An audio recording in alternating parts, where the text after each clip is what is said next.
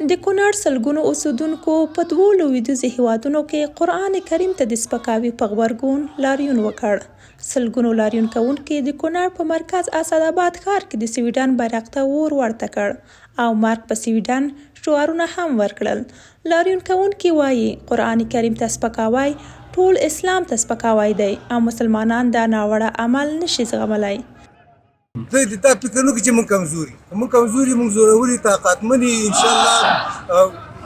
هغه شته دی جرأت هم شته ده جذبه هم شته ده هر څه هم شته دی موږ د دې خبرو جواب کولی شو انشاءالله او دا دې نه خوشحالېږي چې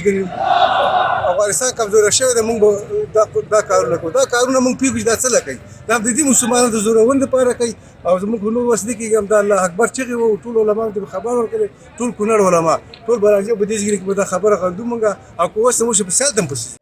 لاریون کوونکي همدا راز ویل په افغانستان کې موجوده حکومت د له سویډن سره ټول اړیکې پرې کړي. هغوی زیاته کړه اوس مهال په افغانستان کې د سویډن زیات شمېر موسسې فعالیت لري چې باید وتړل شي. نن چې موږ راوځو زموږ د نشان کتاب د حرمتي شوی ده کتاب هېواد کې دا یو ځل نه دی دا په قراراتو باندې دا حرمتي کېږي او چې په خپله نور نشي راستلی په اسلامي عبارت باندې غوږ کوو چې د هغه شان اولو هېوادونو سفارتونه وتړي سفارتخانې وتړي ان تر دې چې کاروبارونه هلته وتړي. خپل حکومت نه زموږ دا درخواست دی چې هغې سره دي د هغه وخته پورې چې دغه ظالم نه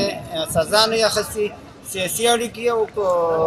د کومک اړیکې دا ټولې باید چې فتح شي تر هغه وخته پورې چې هغې ته دا پته لګي چې مسلمانان موږ ته څه ضرورت نه لري او خپله پوره دي.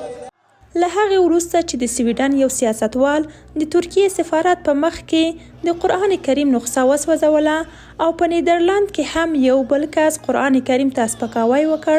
دې کار د نړۍ په ګڼو اسلامي هېوادونو کې غبرګونونه راوپارول. د افغانستان په بیلابیلو ولایتونو کې هم قرآن کریم ته د سپکاوي په غبرګون کې پراخ لاریونونه وشول.